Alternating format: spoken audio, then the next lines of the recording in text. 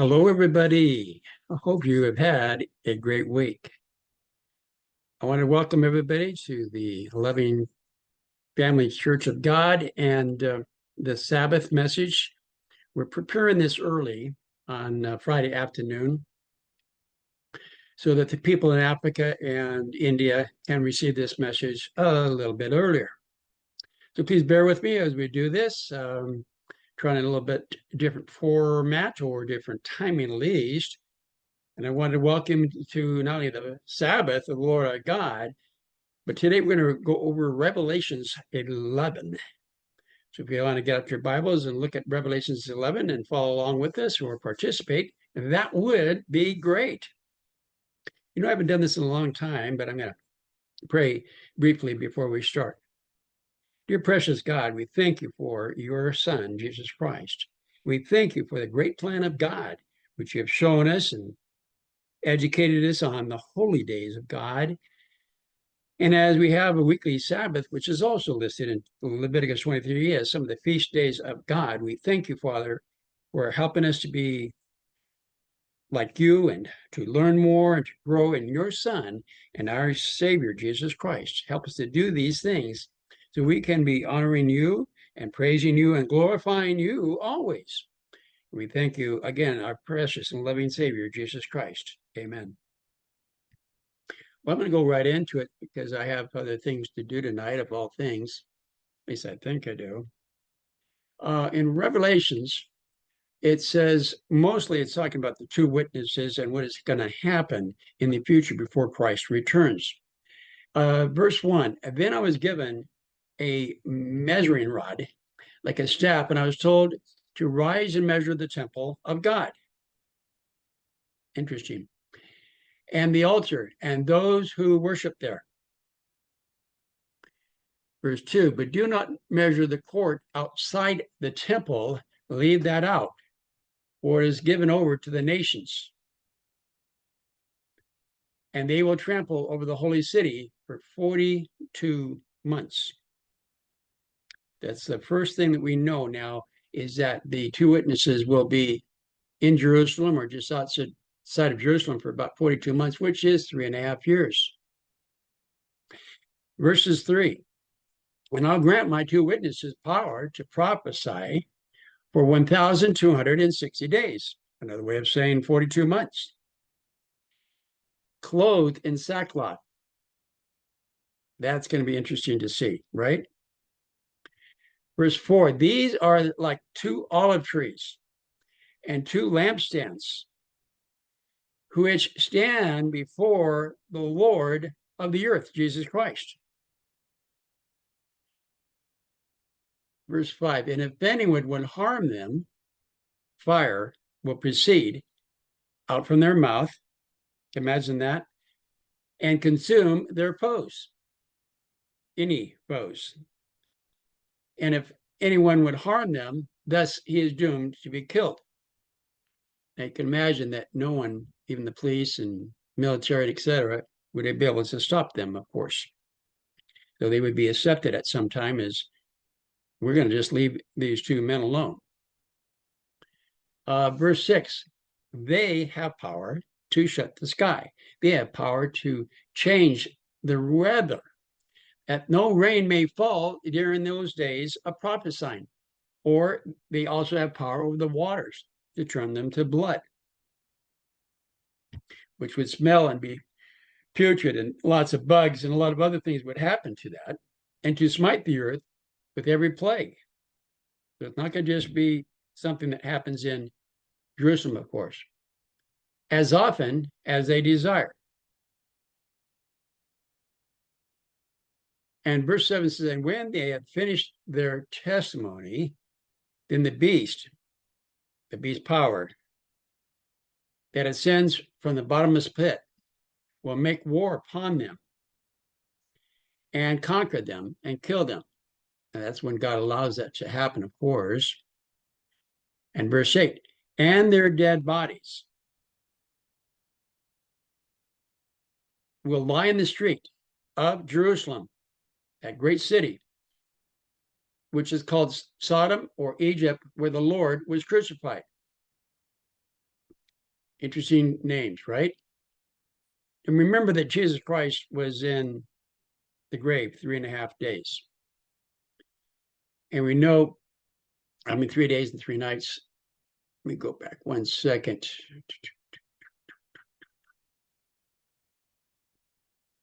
There we go, verse 9. And for 3.5 days and a half, 3.5 days, sorry, these two men from the peoples and tribes and tongues and nations will gaze at them. In other words, around the world, people will be gazing at them and watching them for those 3.5 days. We know that Christ was in the tomb 3 days and 3 nights. But then after he was resurrected, he was still on this earth another 12 hours or 3.5 days. So those two dates, when they happen, will fulfill 7 days in prophecy that we find in Daniel. But sometimes that's the wrong thing. And right, they will refuse to pick them up and put them in a tomb or put them in the grave. Verse 10, and those who dwell on the earth will then at that time rejoice.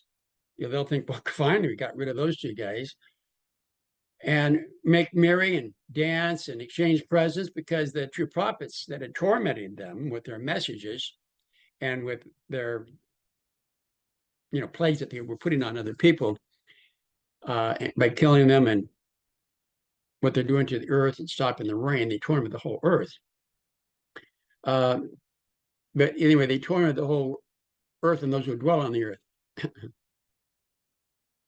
So I'll imagine in the middle of this, after 3 days, they stand up. And we know that they're going to be on this earth about another 12 hours. And great fear now fell on those who saw them. Now, we know with modern day cell phones that a lot of people are going to be, taking pictures and videos and sending posts and notes all over the world. That's one of the advantages in a way of the cell phone, is that it made it possible for more people to have quicker information of what's going on around the world. Verses 12, then they heard a loud voice from heaven saying to them, come up hither. This is going to be cool to watch. And the sight of those, their foes,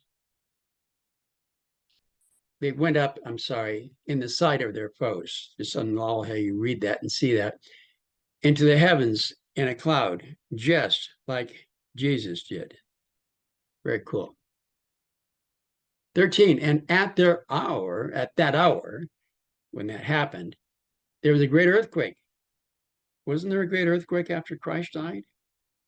And a tenth of the city fell. 7,000 people were then killed just by the earthquake. And the rest were terrified and gave glory to the God in heaven. Now that's kind of amazing. So that's called the second woe is past. Behold, the third woe is soon to come. Now we're talking about the seventh trumpet. Christ's reign is foreseen. 15, then the seventh angel blew his trumpet. And there's loud voices in heaven saying, the kingdom of the world has become the kingdom of our Lord and of his Christ, and he shall reign forever and ever. Our Lord, our King of kings. Verse 16, and the 24 elders who sit on their thrones in God's heaven, by the way, before God, fell on their faces and worshiped God.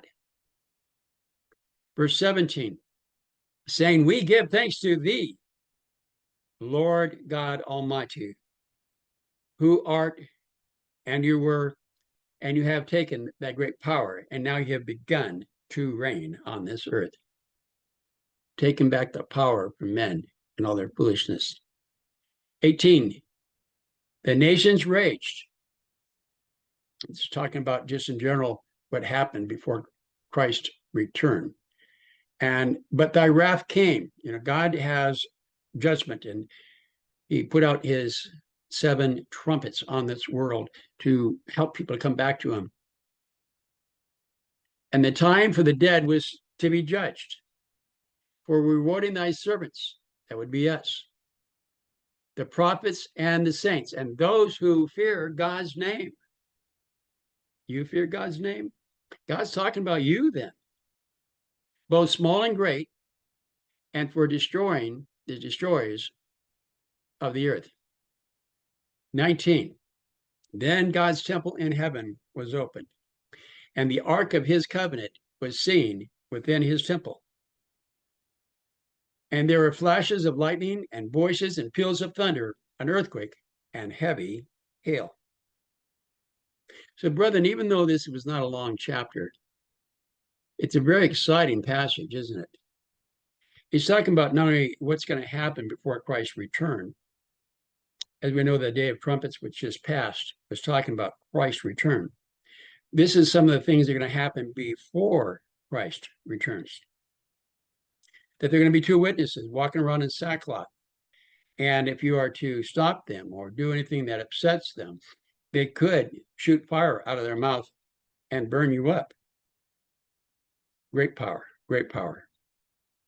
But they didn't do it, of course, that I know of. They're not doing it out of evilness. They're doing it because this is, again, a part of the judgment of God, that he's trying to wake people up, that it is his power. He can do it his way, and he's chosen this way to do it. So please accept what we read here. And we know it's going to be for 42 months. Remember that always. So when we know that when an army comes to Jerusalem, and there's other verses we didn't want to go into today because they're not pertaining to Revelations 11, we know when the Pope rises and the beast becomes to do his work, that we have shorter time than ever before. So we will, in a sense, know approximately when Christ returns at that point. Something to keep in our minds. You see,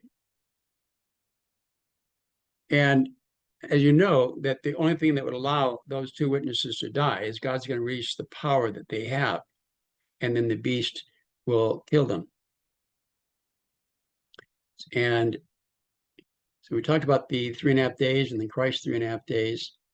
It's really cool. And they also, of course, just like Christ, are going to rise up into heaven. And we don't know who these two people will be. We don't know if it's a male or female. We just do know it could be angels from God.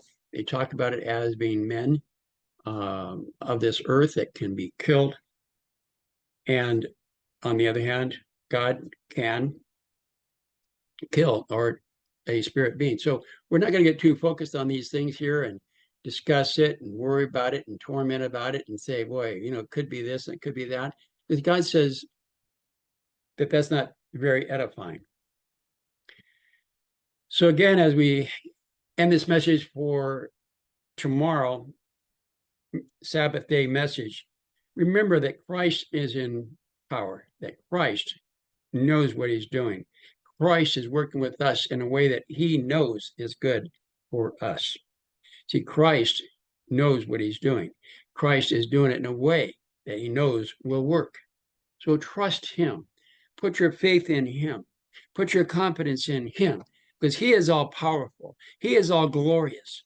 And you will reign with him forever and ever. And you put your faith in him and follow him with all of the love that you have for Jesus Christ and our Father in heaven. So I'm going to say good day for now, and hope you guys have a wonderful Sabbath day. And again, it's been a very pleasure to at least talk about these important things in Revelations 11. I have been down today and sick and cold, so if you want to pray for me, that's great. I should mention at this time, of course, that this is going to be posted to the YouTube channel at Loving Church of God. I know I said Loving Family Church of God before because there was a previous site and name that we had used, and forgive me for that. It is, of course, officially and has been for some time, Loving Church of God. We're mainly focused on not only reading the Bible, but to talk about how God wants us to love one another and love people around us and be an example and a light to the world of what Christ is and what Christ is like. So remember some of these things as you go about today. Enjoy it. Hope it's a restful one. May God bless you always. Thank you, brethren.